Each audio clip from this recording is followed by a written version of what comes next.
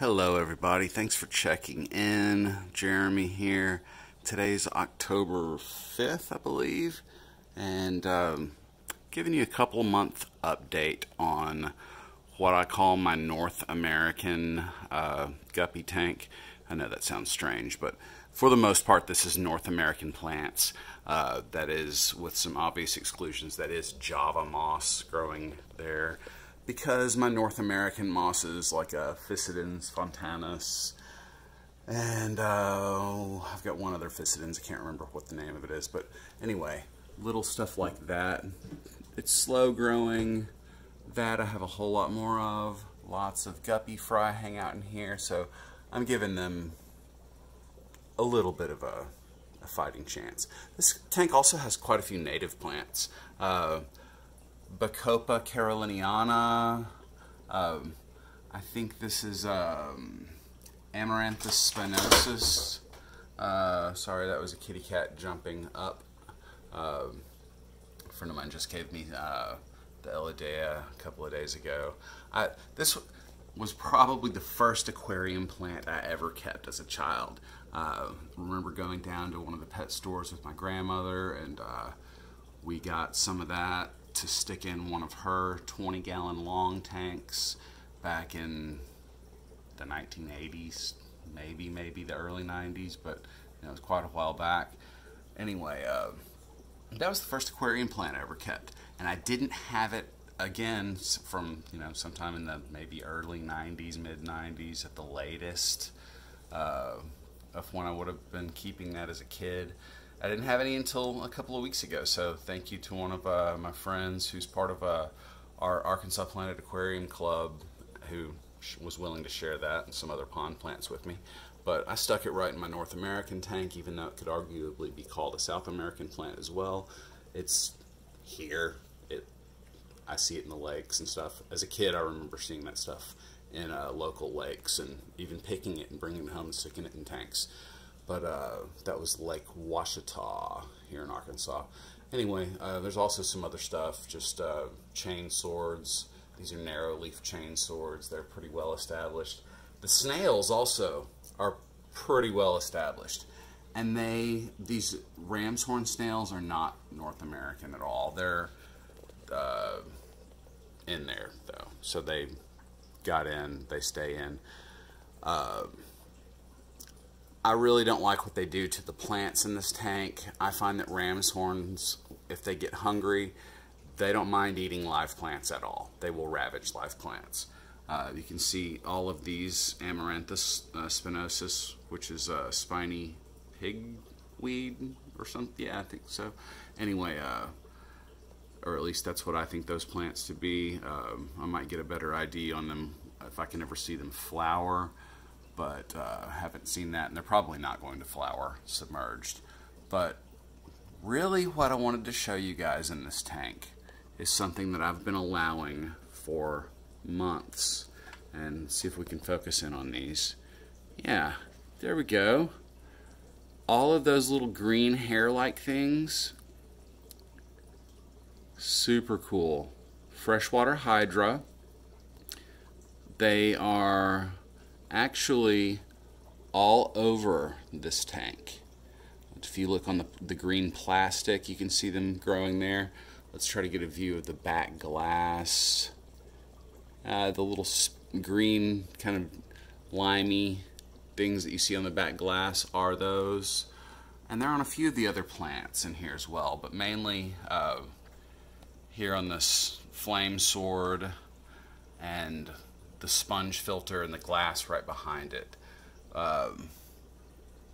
There are also a few of them on the front glass, but they're not really, they've been in this tank for months. There have been lots and lots and lots and lots of guppies in this tank. They all seem to be doing fine. I don't notice any problems like guppies swimming around with a wounded eye or blinded eye or anything, that was kind of the thing that I was fearful at first. But they seem to be doing well. It's a big enough tank. I don't think anybody's having problems with space. There was also an issue where I had previously, several months ago, the water in this tank started going green.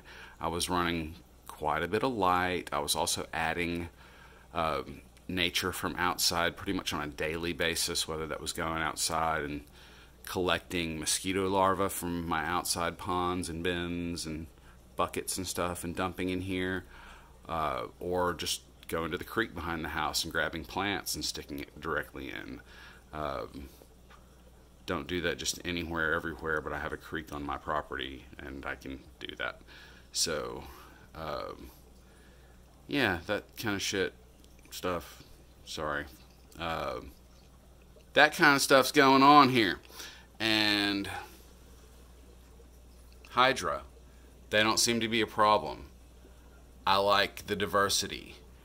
They seem to have helped the green water situation. I cut the lighting by 50%. I'll show you the lights on this. This has some kind of janky lighting, but it's 4 stages. 2 of them are just shop lights. There's also a little switch over here that controls this little light. It's just a couple of LEDs. That's what I use for like evening light. I have to manually switch that. This is not manually switched. It's on a timer. What this is kind of like my late afternoon glow. So one of these will switch off, and then sometime late in the day, this is actually morning and late afternoon. So that light comes on. It's much softer than these. It's a little more yellow, and then the big lights click off, and that's the remaining light until I put on the little LED before that one switches off. So that's kind of a little pain because I don't have a good way of switching the tiny light without manual input, but whatever, it works pretty well. So this tank no longer has green water. Part of that was pulling the light down. Part of it was not feeding the tank as much. Part of it was probably having Hydra living in here. And something that's really cool, I'm going to show you these again. My Hydra are very green. So look at the color of these guys. I'm not sure if that's because they've been eating phytoplankton, phytoplankton, or because they have been, over the eons, just become a species that's kind of lime green. Whatever, it's not focusing very well. So anyway, this is Tank Echo, Tank E, 55-gallon, deep substrate method, soil under a pretty heavy sand cap. It was established, this tank was planted out this year. So it was created and planted this year entirely. I'm going to say May or something like that. But it's been healthy. It's been happy. Some of my friends freaked out when I showed them that I was allowing Hydra to stay in here. But I haven't seen any reason yet to keep them out. I like the biodiversity. I think it's just one more element of stability. Also, this is my only tank with Hydra. This tank persistently has the lowest total dissolved solids. It has the lowest nitrates. It has the lowest just stuff in the water. I was going to try and give you a little bit more accurate description. My brain stumbled, so sorry for that. But this one, the water in this tank is the cleanest and clearest. Is really the short. I'm not sure if it's because of the Hydra related to the Hydra or just because it's a healthier system. But this is the one that gets the most nature from outside here in the middle of North America dumped right into the tank. And it's the one that has, right now, cleanest, clearest, lowest dissolved solids, and I've ramped the lighting back up. So thanks for checking. Thanks for watching. I hope you find that interesting. I think this is a very interesting tank. Not because it doesn't have a background, but because of what's in it. So you guys have a great day. Thanks for watching. Enjoy the Life Aquatica, and tune in. Give me a like, subscribe. Appreciate it.